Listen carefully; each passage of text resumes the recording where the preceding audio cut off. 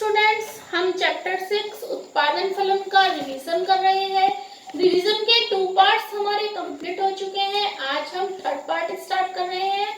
उसमें हमने उत्पादन फलन किसे कहते हैं, उत्पादन फलन की कौन कौन सी मान्यताएं हैं, विशेषताएं हैं और अल्पकालीन उत्पादन फलन और दीर्घकालीन उत्पादन फलन के बीच अंतर पढ़ा है। आज हम स्थिर अनुपातों का नियम या पैमाने का प्रतिफल क्या होता है उसके बारे में पढ़ेंगे। हमने पढ़ा कि समय के आधार पर उत्पादन फलन 2 प्रकार का होता है, अल्पकालीन उत्पादन फलन और दीर्घकालीन उत्पादन फलन। अल्पकालीन उत्पादन फलन की व्याख्या के लिए परिवर्तनशील अनुपातों का नियम लागू होता है, जबकि दीर्घकालीन उत्पादन फलन की व्याख्या के लिए हम पैमाने के प्रतिफल का नियम का यूज करते हैं। तो पैमाने के प्रतिफल का जो नियम है, स्थिर अनुपातों का जो नियम है, उसे हम 3 पार्ट्स में डिवाइड करके समझ सकते हैं। नंबर 1, वर्धमान पैमाने का प्रतिफल। वर्धमान पैमाने का प्रतिफल या बढ़ते हुए पैमाने का प्रतिफल। पैमाना आप सभी जानते हैं क्या होता है। किसी भी चीज को मापने के लिए जो हम मापक यूज में लेते हैं उसे हम क्या कहते हैं, पैमाना। जैसे कपड़े के लिए हम मीटर या सेंटीमीटर का यूज लेते हैं, दूध के लिए हम लीटर का यूज लेते हैं, तो उसको हम क्या कहते हैं, पैमाना। किसी चीज को मापने के लिए जो मापक यूज लिया जाता है उसे हम कहते हैं पैमाना। तो पैमाने का प्रतिफल का जो नियम है उसे हम 3 पार्ट्स में डिवाइड करके समझ सकते हैं। वर्धमान पैमाने का प्रतिफल या बढ़ते हुए पैमाने का प्रतिफल।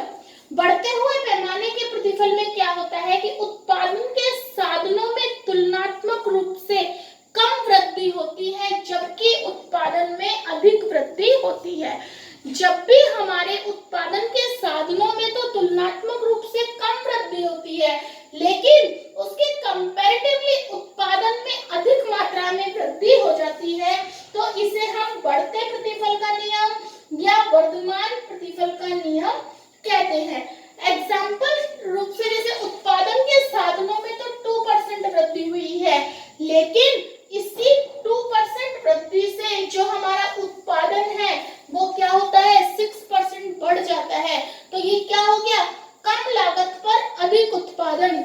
अगर हमारी कॉस्ट कम आएगी और कम कॉस्ट पर हम अधिक उत्पादन करेंगे तो एक प्रोड्यूसर को क्या होगा, मैक्सिमम प्रॉफिट अधिक होगा। तो इसे हम क्या कहते हैं, बढ़ते हुए पैमाने का प्रतिफल।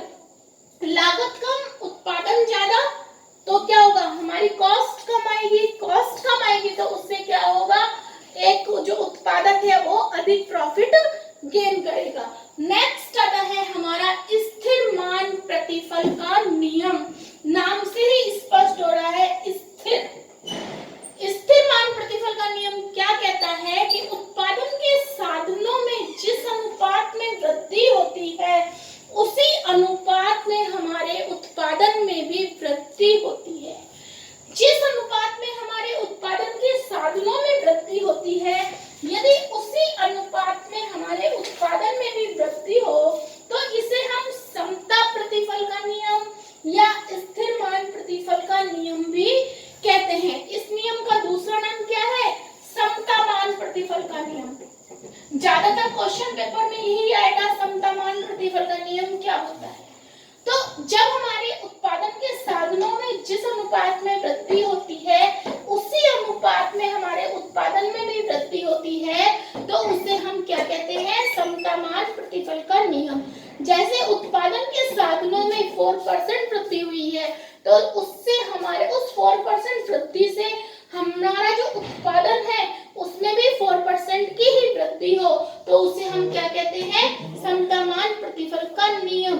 इसका जो कर्व बनता है, दोनों चीजों में वृद्धि समान है, तो इसका जो कर्व बनता है एल शेप में बनता है, क्योंकि समान अनुपात है। जो भी वृद्धि हो रही है वो हमारी समान अनुपात में हो रही है, इसलिए हमारा कर्व भी कैसा बनेगा, एल शेप में बनेगा। जैसे देखिए, हमने OY पर पूंजी को शो किया है और OX पर श्रम को शो किया है, तो जितनी वृद्धि पूंजी में हो रही है उतनी ही वृद्धि श्रम में हो रही है। तो इससे क्या होगा, जो हमारा कर्व बनेगा वो एल शेप का बनेगा। अगर क्वेश्चन आ जाता है कि समतामान प्रतिफल में जो स्लोप बनता है वो एल शेप का क्यों बनता है, तो उसका हमारा आंसर होगा समान अनुपात के कारण। समान अनुपात में वृद्धि होने के कारण जो कर्व है वो हमारा एल शेप का बनता है। नेक्स्ट आता है हमारा ह्रासमान प्रतिफल का नियम या घटते हुए प्रतिफल का नियम।